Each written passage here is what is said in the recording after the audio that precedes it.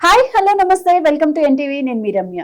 Last few months నుంచి చూసుకుంటే gold and silver up and down అవుతుంది. మరి ఇలాంటి టైంలో అసలు ఇన్వెస్ట్మెంట్ ఎంతవరకు కరెక్ట్ అనేది మనతో ఇన్ డీటెయిల్ గా షేర్ చేసుకోవడానికి Ganugupati trading academy director Ramachandramurthy గారు ఉన్నారు. వారితో మాట్లాడదాం. హాయ్ సార్, నమస్తే. నమస్తే అండి. ఎలా ఉన్నారు? ఫైన్ అండి, బాగున్నాం. Yes sir, last few months నుంచి చూస్తుంటే గోల్డ్ పెరిగింది అని అనుకునేసరికి పడిపోతుంది, మళ్ళీ పడింది అనుకునేసరికి మళ్ళీ అప్ అవుతుంది. సో మరి అసలు ఎలా ఉంది sir gold and silver situations ఎలా ఉన్నాయి ఇప్పుడు? లాస్ట్ 2 months నుంచి కూడా అండి గోల్డ్ వచ్చి ఇంటర్నేషనల్గా చూసుకుంటే $4,500 దగ్గర నుంచి $4,800 మధ్యలో ఉంది. కంప్లీట్గా రేంజ్లో ఉంది. 4,400 నుంచి $4,800. అదే మన ఇండియాలో చూసుకుంటే 1,30,000 నుంచి 1,55,000 వరకు ఉందన్నమాట. సో దాంతో ఏమవుతుందంటే ఇది అటు పైకి వెళ్ళలేకపోతుంది, ఇటు కిందకి వెళ్ళలేకపోతుంది, బ్రాడ్ రేంజ్లో ఉంది. ఎందుకంటే యాక్చువల్గా ఈ వార్ వల్ల గోల్డ్ సిల్వర్ మీద ఎక్కువ మంది ఇంట్రెస్ట్ చూపించట్లేదు. ఈ డాలర్స్ పెరగటం, ఈ డాలర్ని క్రూడ్ కొనడానికి వాడటం వల్ల ఈ గోల్డ్ అనేది రేంజ్లో ఉంది.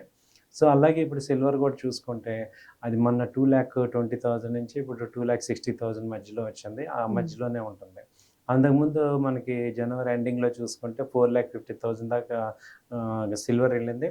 అలాగే 1,80,000 దాకా గోల్డ్ వెళ్ళింది. సో ఇప్పుడు ఏమైందంటే అప్పటి నుంచి చూసుకుంటే ఒకసారి కరెక్షన్ అయ్యాక అది మళ్ళీ కూడా పాజిటివిటీ రావట్లేదు.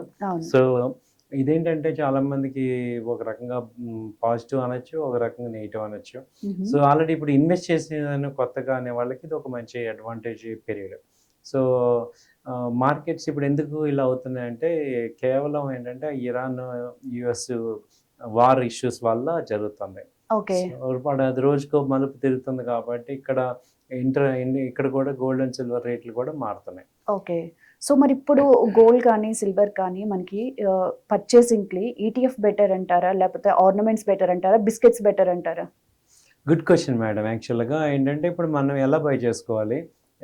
ఇప్పుడు మనకి గోల్డ్ వల్ల ఇప్పుడు చాలా మంది ఏంటంటే మనకి అది వరకు గోల్డ్ అనేది మనం ఓన్లీ ఆర్నమెంట్స్ కోసం బై చేసుకుంటాం. అది కూడా అవసరమైనప్పుడు ఇంత రేట్ ఫ్లక్చుయేషన్స్ ఇప్పుడు రోజు మీడియాలో గోల్డ్ గురించి చెప్పాల్సింది వచ్చేది కాదు, ఎవరు కూడా వింటలేదు. కానీ ఇప్పుడు ఏమవుతుందంటే గోల్డ్ అని కూడా ఒక షేర్స్ లాగా మనం ఇన్వెస్ట్ ట్రేడ్ చేయొచ్చు. ఇప్పుడు షేర్స్ కన్నా గోల్డ్కి అడ్వాంటేజ్ ఏంటంటే ఫిజికల్గా కనపడుతుంది. సిల్వర్ అయితే బాగా చేస్తున్నారు ఫిజికల్గా. సో ఫిజికల్గా చేసుకోవచ్చు కదా అనే ఆలోచనతో ఏంటంటే ఈ బిస్కెట్ కానీ కాయిన్స్ కానీ కొంటున్నారు. అలాగే మీకు ఫిజికల్గా సిల్వర్ కొంటున్నారు బాగా.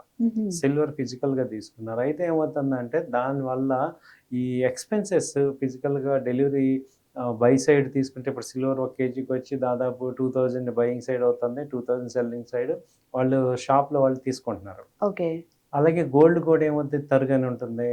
తర్వాత దానివల్ల ఏమవుతుందంటే మనకి ఇప్పుడు పెరిగేది తగ్గేది నేరో రేంజ్లో ఉన్నప్పుడు కొంచెం ఇబ్బంది అవుతుంది.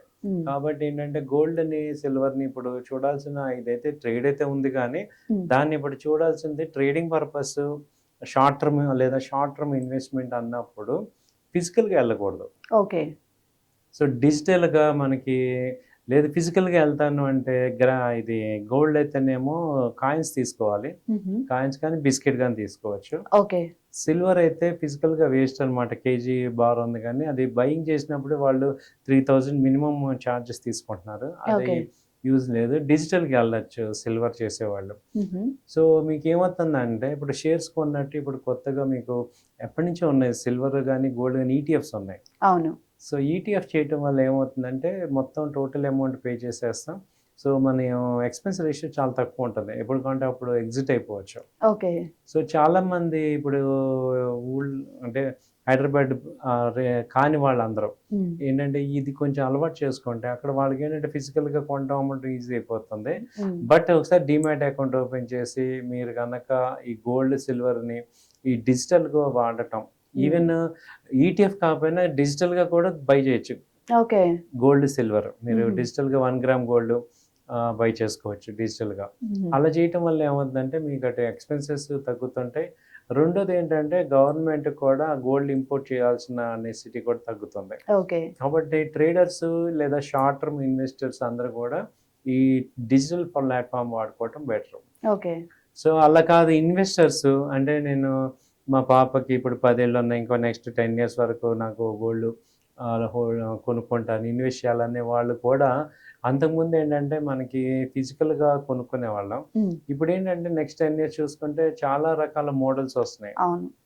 ఇవి ఉన్నవేమో ఔట్‌డేట్ అవుతున్నాయి. అప్డేట్ అవుతూ వస్తున్నాయి కదా! వస్తున్నాయి. అప్పుడేమవుతుంది ఇది తరగని మనకి యాక్చువల్ గోల్డ్ వెయిటేజ్‌కి చూసుకుంటే వెయిట్ తగ్గుతది ఇటు. ఖచ్చితంగా.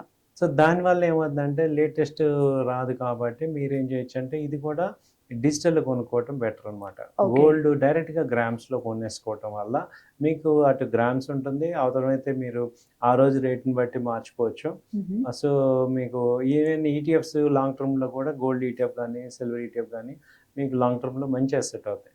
ఇప్పుడు గోల్డ్, సిల్వర్ ఇలా ఎలా ఉందంటే ఇప్పుడు 1 గ్రామ్ కొనాలంటేనే దాదాపు 14,000 అలా ఉంది. అవును సార్. సో, ఈటీఎఫ్‌లో ఏమవుతుందంటే ఇప్పుడు గోల్డ్ చూసుకుంటే 120 ఉంది. సిల్వర్ ఏమో 230 ఉంది. హుహు. అంటే అంటే మీకు ఒక రూ. 1000కి, 2000కి, 5000కి కూడా ఈ గోల్డ్ ఈటీఎఫ్ కొనుక్కోవచ్చు. ఓకే. అంటే ఇన్వెస్టర్స్ నాకు లాంగ్ టర్మ్‌గా కొంత వెల్త్ క్రియేట్ చేద్దాం అన్నప్పుడు మీకు తెలియకుండానే మీ దగ్గర డబ్బులున్నప్పుడల్లా రూ. 1000 ఈటీఎఫ్ కొనుక్కున్నారనుకోండి. హ్మ్. అయి మీకు కంటిన్యూగా రీజనబుల్ సార్. రీజనబుల్. హ్మ్.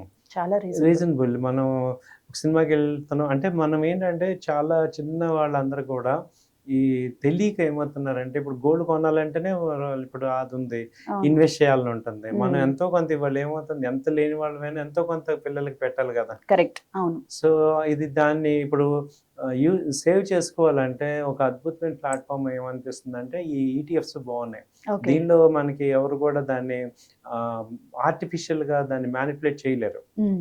సో, అలాగే బ్రోకరేజ్ చార్జెస్ కానీ టాక్సెస్ ఇయన్నీ చాలా తక్కువున్నాయి. ఓకే. కాబట్టి అది కొంచెం బావుంది. ఓకే. సో, సో, చూసుకోవచ్చు. అల్టిమేట్‌గా గోల్డ్ అండ్ సిల్వర్ ఇన్వెస్ట్ చేయాలి అని అనుకునే వాళ్ళకి మట్టుకి digital best option sir. Best option అండి. గ్రేట్. Digital best option. ఎందుకంటే ఫెయిర్ ట్రాన్స్‌పరెన్సీ ఉంటది. మన ఊరికే మనం ఫోన్‌లో క్లిక్ చేసుకున్నట్టు చేసుకోవచ్చు. హుహు. సో, మనకు కొంచెం అడ్వాంటేజ్ ఉంది. రైట్. ఇంకేదన్నా ఈ విషయం మీద మాట్లాడాలన్నా మీకు నేను సపోర్ట్ చేస్తాను. నాకు పర్సనల్ నెంబర్ కూడా కాంటాక్ట్ చేయండి. ఎందుకంటే యెస్. చాలామంది షాప్స్‌లో ఎళ్లి ఇబ్బంది పడుతున్నారు. హ్మ్. సో, వాళ్ళకి కొంచెం గైడెన్స్ ఇంపార్టెన్స్. గైడెన్స్ ఇస్తాం మీకు. ఓకే. సో, నా నెంబర్ కాంటాక్ట్ చేయండి. స్క్రోల్ అవుతుంది ఇక్కడ. రైట్. చేయొచ్చు. Yes sir. ఇంకొకటి సార్ మనకి ఇన్వెస్ట్ చేయాలి అనుకునే వాళ్ళకి గోల్డ్ అండ్ సిల్వర్‌తో పాటు చాలా మంది మ్యూచువల్ ఫండ్స్ వైపు కూడా మక్కువ చూపిస్తారు. సో, మరి మ్యూచువల్ ఫండ్స్ పరిస్థితి ఎలా ఉంది సార్ ఇప్పుడు? మ్యూచువల్ ఫండ్స్ కూడా అండి ఏంటంటే మనకి తెలియకుండానే మనకు కొంచెం వెల్త్ క్రియేట్ అవ్వాలి అంటే హ్మ్. మనకి చిన్న అంటే ఈవెన్ చిన్న శాలరీని పెద్ద శాలరీని కాదు కానీ మనకు తెలియకుండానే ఒక వెల్త్ క్రియేట్ అవ్వాలంటే ఇవాళ మ్యూచువల్ ఫండ్స్ ఒక బెస్ట్ ఆప్షన్. ఓకే.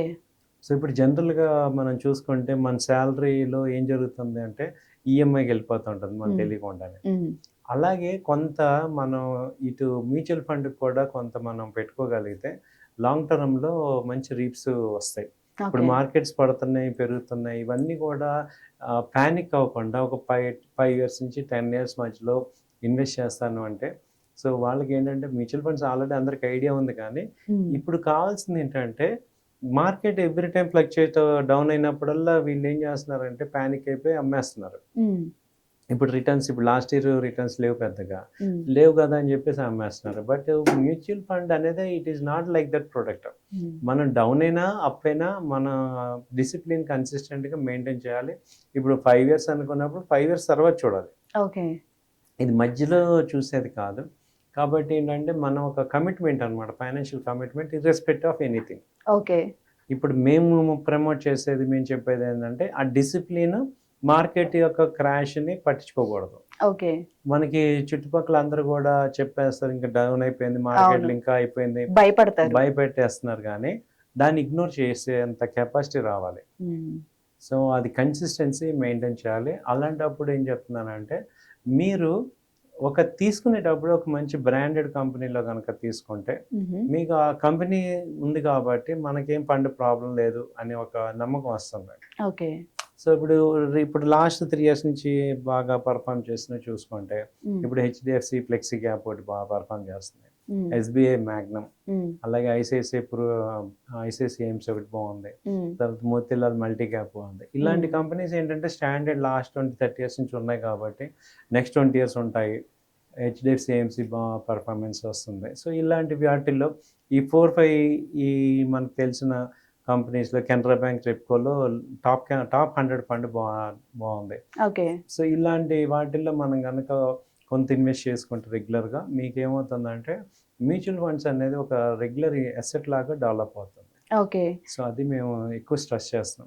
యెస్. మీకు చెప్పడం వల్ల ఏమవుతుందంటే చాలామంది ఈవెన్ స్టూడెంట్స్ ఇప్పుడు కొత్తగా జాబ్ చేసేవాళ్ళు కానీ, సో వీళ్ళందరికీ ఏంటంటే తెలియకుండా మనం ఎటు ఈఎంఐ కట్టేస్తున్నాం. అవును.